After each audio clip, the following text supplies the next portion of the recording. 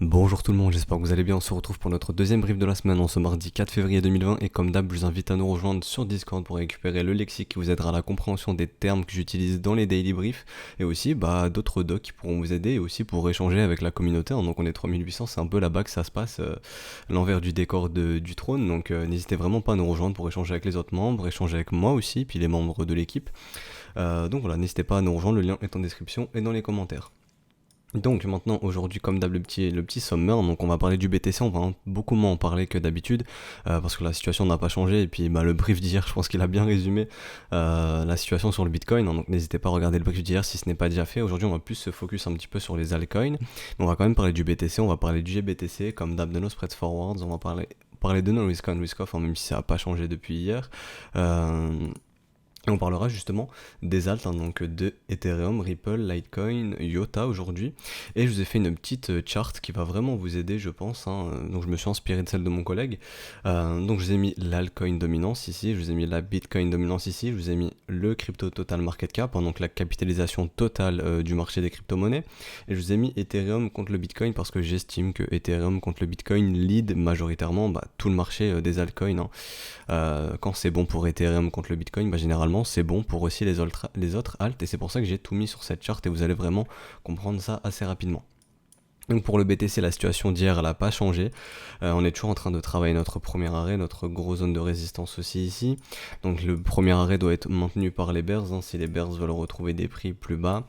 Donc quand je parle de prix plus bas, c'est essayer de continuer sur cette dynamique, hein, donc de sommet et de creux descendant comme ceci, hein. Donc essayer d'aller bust au final les 6400$. Mais pour l'instant, il n'y a rien du tout, il n'y a pas de structure bear. Les bulls ne relâchent pas le pied pour le moment. On voit sur le momentum qu'il y a des petits éléments qui nous invitent à penser qu'ils devraient le faire potentiellement. Par exemple, ce petit M qu'on avait vu sur le RSI. Donc, vous voyez, le RSI dégonfle un petit peu, le momentum dégonfle. Donc, potentiellement, ça peut nous indiquer que les bulls doivent relâcher un petit peu le pied. Donc, on pourrait imaginer voir des phases de retracement. Mais on est clairement encore dans un mouvement haussier. On a bien une structure de marché haussière. On fait des sommets et des creux ascendants pour le moment suite à ce beau W qu'on avait dessiné. Donc voilà, donc pour l'instant, impossible de dire que ce mouvement est terminé, donc potentiellement c'est le cas, mais pour l'instant c'est bien trop tôt pour le dire. Nous, ce qu'on aimerait voir, encore une fois, rappelez-vous, c'est un beau M comme ceci, hein, qui nous indique que, ok, ici on a un top, on n'arrive pas à aller faire un nouveau plus haut et on casse le creux précédent, donc justement un smile. Quand le marché de sourit, c'est qu'il est prêt à te voler ton argent, comme on l'avait fait ici, un petit sourire et hop, le marché part. Et aussi casser le premier arrêt, justement, donc des bulls, hein, donc pas le premier arrêt que vous voyez ici, hein, mais bien ce premier arrêt que je vais tracer comme ceci. Donc ici, donc on aimerait bien casser ce premier arrêt pour les bears, hein, donc pour confirmer que ce mouvement n'est plus un mouvement tendanciel bull, hein, mais qu'on passe dans un mouvement de range, et dans les mouvements de range, l'objectif c'est très généralement d'aller chercher au minimum les 0,118, donc la zone de rechargement. Et là on verra si les bulls, si jamais on y va, si les bulls arrivent à se montrer pour reprendre ce marché à la hausse, ou si les bulls ne se montrent pas et que les bears reprennent ce marché à la baisse en allant cassant les 6400. Donc pour l'instant il n'y a rien de plus à dire, donc ça reste inchangé le scénario, hein. C'est-à-dire que si les bulls arrivent à casser ce premier arrêt, il sera très très probable d'aller chercher la zone de rechargement de short. Je pense qu'ici il y a de grosses liquidités vendeuses qui attendent des institutions, pourquoi pas. À l'horizon de l'halving, hein, beaucoup de gens peuvent être bullish, le marché peut être dans un sentiment très bull, dans une zone de rechargement de short. Donc voilà, donc ça serait l'endroit idéal pour les institutions pour pouvoir shorter ce marché, s'il y a énormément de liquidités disponibles ici. Peut-être qu'elles sont déjà en train de le faire ici, en train de maintenir ce premier arrêt, mais pour l'instant il n'y a rien qui nous indique qu'on a un top de marché. Donc la situation reste inchangée, on a toujours, méfiez-vous, notre structure en parabole, hein, comme ceci que je vais retracer, hop, donc la petite structure en parabole, donc comme ceci. Donc voilà, donc c'est un mouvement parabolique. Est-ce que ce mouvement parabolique va céder avant? La question c'est ça, c'est est-ce qu'on va casser le mouvement parabolique qu'on est en train de créer, ou est-ce qu'on va finir ce mouvement parabolique comme très souvent on les termine, c'est-à-dire par une grosse accélération qui se termine par un blow off top, hein, et ça ferait du sens. On est sur le premier arrêt, on pourrait faire quelque chose comme ceci, l'accélération parabolique, hein. Donc là ça sert à rien, entre guillemets la technique ne sert à rien, là c'est l'euphorie des acteurs de ce marché, ils peuvent pousser le prix n'importe où jusqu'à ce qu'une big institution, enfin les big boys, ceux qui ont beaucoup d'argent, instaurent un top, hein, c'est-à-dire qu'ils disent non, non, là ça ne passera plus, mais ça on peut pas savoir à l'avance, hein, faut attendre, donc c'est-à-dire que le marché monte, boum, on a le blow off top, hein, donc le gros mouvement baissier qui ici choque tout le monde. Après on a le dead cat bounce, hein, donc le retour en zone de rechargement de ce mouvement, et ensuite le M qui signe l'arrêt de ce rallye. Je vais vous montrer, on voit ça sur Tesla actuellement, hein. Je sais pas si vous voyez, mais voilà quoi, Tesla est en pleine bulle, hein, 780 $, on a pris une journée de 100 $ quasiment. Donc voilà, donc vous verrez très certainement comment Tesla terminera, peut-être une dernière accélération et puis boum, ça fera quelque chose comme ça, le dead cat bounce, et très certainement on repartira sur une correction de tout ce mouvement complètement irrationnel. C'est potentiellement la même chose qu'on peut avoir sur le Bitcoin, en plus petit bien sûr, potentiellement. Et voilà, donc c'est la même structure, hein, c'est une structure de parabole pour le moment, elle n'a toujours pas cédé, donc on peut avoir des grosses accélérations de prix, mais on peut avoir des pullbacks, et pour l'instant, c'est la question qu'on se pose, est-ce on va avoir le pullback avant, ou est-ce qu'on va partir, est-ce qu'on va instaurer un top ici, mais pour l'instant on ne peut rien affirmer, en tout cas tout ce qu'on peut affirmer c'est que ce mouvement est toujours bel et bien haussier, et dans un mouvement haussier l'objectif c'est d'aller chercher des plus hauts. Et en tout cas, les bulls là font face au premier arrêt, et ce premier arrêt, il faudra le casser. Rappelez-vous, au niveau de notre open interest, on a 1 milliard. Le marché aime bien bouger fortement dans un sens comme dans l'autre, hein, que ce soit à la hausse ou à la baisse. Quand on a 1 milliard, potentiellement, on pourrait le prix pourrait baisser pour décharger un peu le train, si le but c'est de faire monter ce cours pour aller chercher de la liquidité plus haut en cassant le premier arrêt. Donc ça ferait du sens, hein, de mettre un petit coup comme ça qui va chasser énormément de stops, hein, qui doivent être ici là, c'est très certain aussi, enfin très certain probablement qu'il y a beaucoup de stops en dessous ici, hein, donc potentiellement aller chasser tous ces stops et en liquidant pas mal de personnes.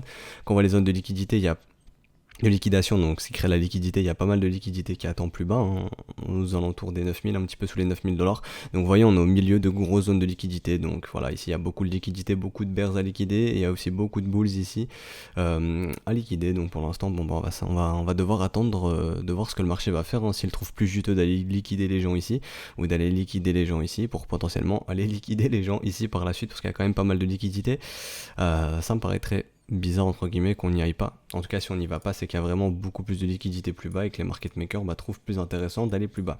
Mais en tout cas, techniquement, ça ferait du sens justement de décharger un petit peu le train, vu qu'on l'a vu, il y a quand même des petits signaux qui nous indiquent que bon, les bulls doivent lever le pied.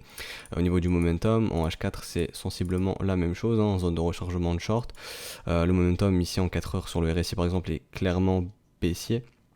Et on continue d'instaurer des M dans des M dans des M. Donc d'ailleurs on pourrait dessiner cette petite trendline, hein, qui pourrait nous indiquer potentiellement qu'il se passe quelque chose au niveau du momentum, donc comme ceci.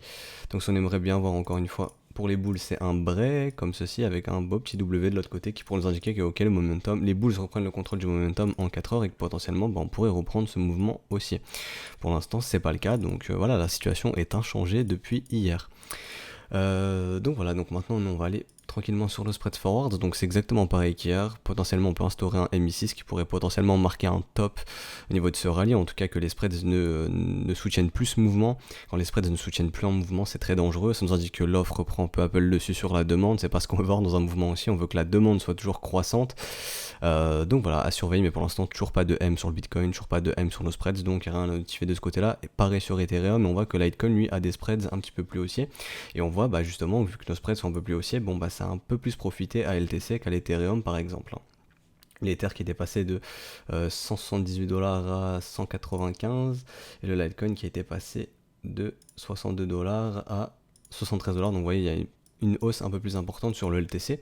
Donc c'est pour ça que j'aime bien regarder les spreads justement. On voyait que les spreads étaient plus haussiers, enfin plus optimistes sur le Litecoin. Donc du coup ça a un peu plus profité au Litecoin, le pump dernier, donc le précédent mouvement qui a été bust, le précédent high ici, donc le précédent sommet. Mais enfin bref, nous maintenant on va se focus un petit peu sur Ethereum justement, donc c'est le sujet de la vidéo. Donc justement, alors, est-ce que 2020 ça va être une année dans laquelle les altcoins vont superformer le Bitcoin? Il y a des signaux qui nous invitent à penser que c'est le cas, et je vais vous expliquer justement cette charte. Donc ici vous avez l'altcoin dominance, donc ici c'est l'altcoin dominance, ici c'est la Bitcoin dominance, ici c'est le crypto total market cap. Donc quand le crypto total market cap monte, ça nous indique qu'il y a des capitaux qui rentrent dans le marché. Vous êtes d'accord, dans le marché des cryptos. Si le marché crypto baisse, si la capitalisation globale du marché crypto baisse, ça veut dire que les capitaux sortent du marché crypto. Jusque là vous me suivez. Donc ce qui est intéressant de voir, c'est quand ça sort, est-ce que ça sort plus sur le BTC ou plus sur les alts? Et ce qui nous intéresse encore plus, c'est quand ça rentre, si ça rentre plus sur le BTC ou sur les alts. Donc c'est cette charte sert à ça en fait. C'est-à-dire que quand les capitaux rentrent, on veut savoir ça profite le plus à qui. Et on peut voir que ça profite plus aux altcoins en ce début d'année 2020. Ça profite plus aux altcoins, on a réussi à instaurer enfin notre structure en W weekly, on en parlait depuis pas mal de temps, donc là ça me semble être assez optimiste pour les altcoins pour 2020, et justement ça nous montre que, regardez, vous voyez, depuis ce mouvement ici, les capitaux rentrent dans le marché crypto, mais ça rentre majoritairement où? Dans les alts et non dans le BTC. Et on voit justement qu'il y a des altcoins qui surperforment le BTC, donc par exemple le IOTA, qui a surperformé Bitcoin largement. Depuis son bottom, on est sur un pump de 150% quasiment, alors que le BTC, lui, si on prend depuis le bottom, on est à 48%. Donc vous voyez, les altcoins surperforment le BTC. Donc par exemple, j'ai pris IOTA, mais on peut regarder Dash. Dash, c'est exactement la même chose. XMR aussi, il me semblait. Donc ça, c'est mes anciennes charts. Faudrait que je prenne Bitfinex. Mais rappelez-vous, vous voyez, hop, XMR, c'est la même chose. On est déjà sur du 80%, quasiment 75%. Donc ça reste bien supérieur au Bitcoin.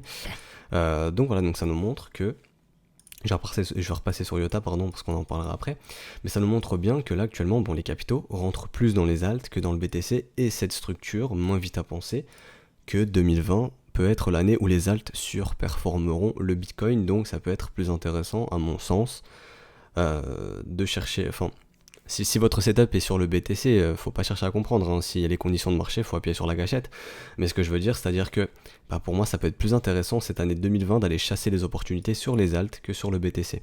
Alors, l'ultime confirmation pour moi, ce sera quand l'Ethereum arrivera à imprimer son W Weekly s'il le fait. Comme je vous ai dit en début de brief, quand ça va bien sur l'Ethereum contre le Bitcoin, généralement ça va très bien pour le marché des altcoins, globalement. Et pour l'instant, on voit qu'on n'a toujours pas ce W sur l'Ethereum contre le Bitcoin. Justement, il n'est que potentiel, et s'il se confirme, ce sera encore meilleur signe. Et on pourra voir aussi que Ethereum pourra surperformer le Bitcoin en cette année 2020 si ce W Weekly se confirme. Comme on peut le voir sur l'altcoin dominance, globalement, ça profite plus aux alts, mais pour l'instant, ça ne profite pas à Ethereum puisqu'il n'a toujours pas confirmé son W lui. Donc voilà, donc ça profite comme on l'a vu, à IOTA, à Dash, à ADA si je dis pas de bêtises, à Tezos aussi il me semble, donc voilà, à ETC aussi que j'ai oublié, à ZEC aussi. Donc vous voyez, il y a pas mal d'altcoins en fait qui surperforment le Bitcoin, mais pour l'instant lui l'Ethereum n'arrive pas à surperformer le Bitcoin. Donc voilà, donc quand je vois cette charte, ça m'invite à penser que très probablement 2020 les altcoins vont surperformer le Bitcoin. Alors qu'en 2019, si on regarde, ça a clairement pas été le cas, hein. Le Bitcoin a clairement surperformé tout le monde, il a surperformé les alts. Vous pouvez voir que suite à ce W weekly, on avait eu notre counter trend rally, hein, donc tout simplement sur le BTC. Donc là, on va imaginer que c'est le BTC, hein, mais c'est exactement la même charte. Suite à ce W weekly, là, le Bitcoin avait pas mal pump, on était passé de 3000 à 14 000 $ quasiment. Donc, et on peut voir que quand on regardait la Bitcoin dominance et la altcoin dominance, la altcoin dominance a pas mal dégringolé et la Bitcoin dominance a pas mal augmenté, ce qui nous a montré que Bitcoin en 2019 a surperformé les alts, et en 2020 ça peut être le contraire. Donc je vous dis pas Ethereum à 10 000 $ ou j'en sais rien, ou des IOTA à 5 $, etc. Je vous parle juste que les capitaux pourraient rentrer plus dans les alts et que maintenant les counter trend rally pourraient être plus intéressants justement sur les altcoins que sur le Bitcoin. Voilà, c'était juste ce qu'il fallait comprendre. Donc pour l'Ether, nous, pour les investisseurs très long terme, là ce que vous avez pour moi une battle zone entre 83 $ et 352 $. Si on a un W qui est en train de se former et qu'il se confirme comme on l'a eu sur ETC par exemple, on va aller voir le TC. Hop, Bitfinex, donc vous voyez ce beau W qui s'est confirmé sur le TC, et on voit que ETC potentiellement est dans un gros counter trend rally et qu'on pourrait retracer toute cette vague ici, donc au minimum revenir sur le premier arrêt très probablement, donc les 19 $. Mais en tout cas ici on a vraiment un signal qui est très intéressant pour les investisseurs long terme, c'est le W monthly. Alors est-ce que personnellement je suis tenté d'acheter la neckline? Personnellement non, je n'aime pas ce mouvement qui est beaucoup trop impulsif. Quand je descends sur les UT, pour moi c'est clairement un mouvement parabolique. Je vois que dans le volume profile, il y a un gros creux ici. Donc personnellement, si j'étais investisseur, je chercherais plus à vouloir acheter du LTC, comme d'habitude, dans la zone de rechargement. Surtout que j'ai un gros gap dans mon volume profile qui m'invite à penser qu'il y a du travail à venir combler ici. Et que potentiellement, tous ceux qui ont FOMO, entre guillemets, donc ceux qui sont entrés dans ce mouvement parabolique, peuvent paniquer justement dans cette zone de rechargement. Donc quand vous achetez un asset à par exemple je sais pas 11 $ et qu'il passe assez rapidement à par exemple 6 $, bon vous commencez à paniquer je pense, surtout pour les plus novices. Donc voilà, donc c'est ce qu'on recherche justement, la panique dans la zone de rechargement pour pouvoir encadrer un achat. Mais en tout cas on voit que la structure à long terme sur Ethereum classique elle est bien là, et potentiellement c'est ce qu'on pourrait chercher, justement sur l'Ethereum. Donc on va retourner sur l'Ether. Donc voilà, donc est-ce que ici on va résoudre cette battle zone à la hausse. Donc là il y aura un signal long terme très intéressant pour les investisseurs, hein, donc le gros W monthly qui pourra nous faire justement un retracement de toute cette vague ici, depuis le top, hein, donc le top des 1400 $ et le bottom des 80 $. Donc revenir sur le premier arrêt, ce serait une target complètement réaliste. Les 600 $ pour moi ça me paraît pas aberrant, de retrouver un Ethereum à 600 $. Déjà si ce W monthly se confirme, surtout si Ethereum surperforme le Bitcoin, hein, parce qu'il faut savoir que on va retourner un petit peu sur la charte du Bitcoin. Donc aujourd'hui c'est un brief assez complet. On peut voir que lui, le Bitcoin a retracé 61,8% de tout ce mouvement, alors que lui, l'Ethereum, n'était même pas à 23,6%. Si je dis pas de bêtises, je m'en sers pas, mais là c'est juste pour vous montrer un peu le truc. Donc je vais mettre 0. Hop. Donc voilà, on était en dessous des 23,6. Donc c'est le premier retracement Fibo. Personnellement, je m'en sers pas, je me sers que du premier arrêt et des reload zones. Mais voilà, on était même pas en dessous du 0,236, alors que lui, Bitcoin était bien 0,68. Donc ce qui nous montre que Bitcoin a clairement surperformé l'Ether. Et donc si Ethereum surperforme Bitcoin, bah le voir revenir sur son premier arrêt, ça me paraît pas complètement aberrant, surtout si ce W monthly se confirme. Rappelez-vous, quand on voit des W, généralement, ça annonce des counter-trend rally, et l'objectif des counter-trend rally, très généralement, c'est premier arrêt ou zone de rechargement de short. Donc, pour moi, une target réaliste pour 2020, ça serait du 600 $ pour l'Ether. Est-ce que ça veut dire que Ethereum va aller à 600 $? Bien sûr que non. Je suis en train de vous dire que ça serait pas aberrant, si ce W monthly se confirme, de retrouver un Ether à 600 $ au courant de cette année 2020, surtout comme on l'a vu si Ether surperforme le Bitcoin. Donc voilà, donc là c'était vraiment pour les investisseurs. Donc enfin pour ceux qui utilisent les structures W monthly, personnellement on vous recommandera toujours d'utiliser les structures W weekly, W monthly, hein. On vous invite vraiment les investisseurs à vous focus sur ces structures, c'est vraiment ce qu'on recherche. Maintenant on va parler justement de la stratégie basée sur le risk management, sur le risk reward. Donc pour ceux justement qui cherchent à investir dans l'Ethereum et qui se disent oulala, moi techniquement je suis paumé, il me parle de W monthly, etc., j'y connais strictement rien, bah il y a des stratégies qui sont faites pour vous, vous inquiétez pas. Et c'est celle basée sur le risk reward que j'ai déjà pas mal de fois expliqué, c'est-à-dire que si vous trouvez Ether intéressant, 188 $ d'investir dans l'Ethereum, vous devez être au courant que lorsque vous faites un investissement, vous êtes prêt à ce que ça aille à zéro. Et maintenant vous devez calculer justement votre risque reward, votre risque récompense, c'est-à-dire que si vous dites ok moi j'achète de l'Ether à 188 $ et je pense que Ethereum d'ici 10 ans, 5 ans, j'en sais rien, donc ça vous de décider, il peut atteindre les 3000 $, ça vous fait un risque récompense de 15 pour 1. Enfin de 1 pour 15, c'est-à-dire que vous risquez 1 pour gagner 15. Donc est-ce que c'est un risque reward qui est intéressant pour vous? Ça c'est la question que vous devez vous poser. Admettons que vous vous dites ah non moi ça m'intéresse pas à 188 $, je pense que 80 $ ou même en dessous, je dirais une bêtise, 95 $ ça m'intéresse plus, donc il se peut qu'Ethereum ne revienne jamais à 95 $, hein. Je dis pas qu'Ethereum va aller à 95 $, c'est juste que là je prends un exemple complètement bidon, c'est juste pour faire, enfin bidon, je prends un exemple complètement aléatoire, c'est juste pour faire des probabilités, justement vous montrer le risque reward, comment ça fonctionne. Donc je reprends mon exemple, vous vous dites ok je vais acheter de l'Ether à 90 $ par exemple, mais moi je pense pas qu'Ether offre un nouvel ATH, je pense que déjà s'il revient à 1000 $ sur son gros chiffre rond des 1000 $ c'est déjà une très belle performance et je suis prêt à céder mes Ethers. Bah vous voyez que ça fait un risque récompense de 1 pour 9,67, donc vous risquez 1 pour gagner 9,67.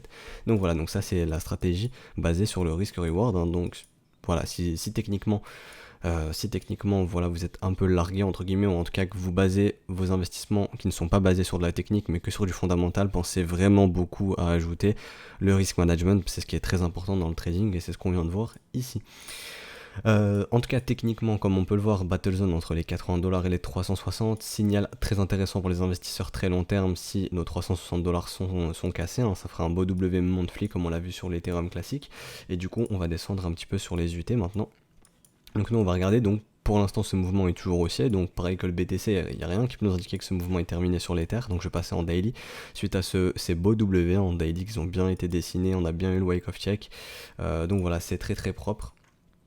Donc voilà personnellement, non hop c'est l'Ether ici, personnellement smiling setup déclenché, pour moi ce mouvement est toujours haussier, on avait imaginez une target AB égale CD qui pourrait nous ramener sur le premier arrêt, donc counter trend rally veut dire très certainement ou très probablement, en tout cas très généralement, un retracement sur le premier arrêt, donc ce serait pas aberrant de revoir de l'Ether aussi à 211$ potentiellement dans les prochains jours, mais en tout cas, dans les prochains jours, pardon, mais en tout cas actuellement il n'y a rien qui nous indique que Ethereum a trouvé son top ou que ce mouvement est terminé. Vous voyez, on a toujours bien notre structure de marché en creux et sommet ascendant, donc pour l'instant impossible de dire que oulala, Ethereum, ça y est, le top est trouvé. Ça ne veut pas dire que Ethereum ne peut pas retracer dans les prochains jours.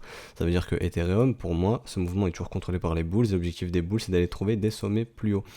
Au niveau du momentum, on peut voir qu'on a potentiellement des divergences qui se mettent en place, donc attention, cependant elles ne sont toujours pas confirmées, donc voilà, il n'y a rien d'alarmant. L'OBV est clairement croissant sur ce mouvement, donc l'argent semble continuer de toujours rentrer. Donc voilà, pour moi, il ne faut pas s'alarmer. C'est la même chose sur le Litecoin, Litecoin qui ira probablement chercher son premier arrêt, en tout cas ça ferait du sens. Notre target AB égale CD qui arrive complètement dessus, donc là pour le coup c'est exactement pareil que Ethereum. Pour l'analyse long terme aussi c'est exactement la même chose, la clôture monthly est très très belle. Mais voilà, donc on aura un signal très intéressant lorsque ce W sera confirmé, et pour le coup pour LTC on ira très probablement chercher la zone de rechargement de short, vu qu'on s'est arrêté un petit peu avant le premier arrêt, donc si ce W se confirme, je pense que ce premier arrêt cédera. Donc le premier arrêt cédera, on ira très certainement chercher la zone de rechargement de short, mais pour ce faire il faut confirmer ce W monthly et on en est encore très loin. Mais voilà, donc sur du plus court terme, comme j'ai dit pour Ether et comme le Bitcoin, impossible de nous dire que ce mouvement est terminé. Pour Ripple qui est vraiment un petit peu à la ramasse pour le coup, on n'a même pas encore réussi à atteindre la zone de rechargement de short, donc ce serait l'objectif pour Ripple de chercher la zone de rechargement de short, et ensuite on verra ce qui se passe pour le Ripple, mais pour l'instant en tout cas impossible de dire que ce mouvement est terminé. On est toujours bien dans une structure de marché en creux et sommet ascendant comme vous le voyez ici. Donc voilà, donc pour les altcoins et BTC c'est à peu près dans le même sac. On voit que les altcoins sont en train de surperformer un petit peu le BTC, et pour IOTA, celui qui pump pas mal, donc lui est en train de retracer toute cette vague, donc on peut le voir, les capitaux rentrent plus dans les altcoins, donc par exemple ça profite un peu plus au IOTA. On m'avait expliqué dans les commentaires qu'il y avait pas mal de news, en tout cas des petits trucs fondamentaux qui étaient en train d'arriver, qui étaient vraiment pas mal, donc ce qui pouvait expliquer cette petite poussée, donc ça peut faire sens, ça peut clairement faire sens. Donc personnellement, ma smiling setup déclenché sur IOTA, rappelez-vous on avait la localisation, la confirmation momentum avec cette belle divergence MACD, la structure, donc la même que sur l'Ethereum, un beau W dans un beau W, donc c'est ce qu'on adore, le wake of check et hop le rallye. Donc là c'est un smiling setup complètement clôturé, on a bien eu un retracement de moitié de ce mouvement, règle de Gann aussi qui a été respectée. On a bien retracé la moitié de ce mouvement en moitié moins de temps, donc même avant la moitié moins de temps, donc c'est une règle de Gann qui a été respectée. Donc sa target était pour mars 2020, ça a été fait avant, bon bah tant mieux. Et du coup on est en train de s'affranchir du premier arrêt. Bon pour moi le premier arrêt a bien cédé, donc il serait très probable de retrouver du IOTA là-dedans. Est-ce que ça veut dire qu'il faut acheter du IOTA ? Personnellement non. Bon le signal a été donné ici, mais admettons que je n'étais pas dans IOTA, j'achète pas un mouvement parabolique comme ça. Là la chose la plus saine à faire et la plus rationnelle, c'est de tracer vos petits niveaux de zone de rechargement et d'attendre que le cours y revienne. Le cours y reviendra très probablement, et s'il n'y va pas c'est pas grave, on va chercher les opportunités ailleurs. On a un marché de plus de 200, 300 assets ou je ne sais combien, donc voilà, donc ce n'est pas grave si on rate une opportunité, comme on dit, prochain bus dans 10 minutes. Donc voilà, on prendra le prochain bus. Mais en tout cas, on peut voir que IOTA a bien cédé son premier arrêt, donc il serait très probable de venir voir IOTA. Chercher au minimum, c'est 0,118, donc quasiment les 40 centimes. Et là, on verra si on est capable d'instaurer un top de marché, nous instaurer un beau M là-dedans. Et on verra ensuite ce qu'il se passera. Mais en tout cas, ce mouvement est clairement haussier, donc c'est un mouvement parabolique qui peut se terminer par une accélération parabolique avec un blow off top, et ensuite on verra ce qui se passe. Mais voilà, en tout cas ce mouvement est toujours haussier. Donc je pense qu'on va s'arrêter là pour aujourd'hui. On a pas mal parlé des alts, on a parlé un petit peu de toute cette charte, donc j'espère que vous l'avez comprise. Si ce n'a pas été compris, n'hésitez pas à poser vos questions en commentaire ou sur Discord, vraiment j'y répondrai, ou mon collègue y répondra aussi, ou d'autres membres qui peuvent avoir compris. J'espère que j'ai été clair, comme ça vous aurez une réponse assez rapidement. Donc en ce moment je suis pas très actif sur le Discord, je suis désolé, même des fois je rate des briefs parce que je suis pas mal pris dans ma vie privée, mais quand tout redeviendra normal, je serai beaucoup plus actif sur le Discord, donc je pourrai plus répondre à vos questions. Mais en tout cas actuellement il y a mon collègue vraiment qui fait très bien son taf, mon collègue vraiment qui est pas mal dispo en ce moment, il répond à un maximum de personnes et ça fait plaisir, et même les autres membres entraident d'autres membres, et justement c'est le but de cette communauté, c'est de faire la communauté crypto française d'entraide la plus grosse, que tout le monde puisse s'entraider, et comme ça tout le monde progresse ensemble.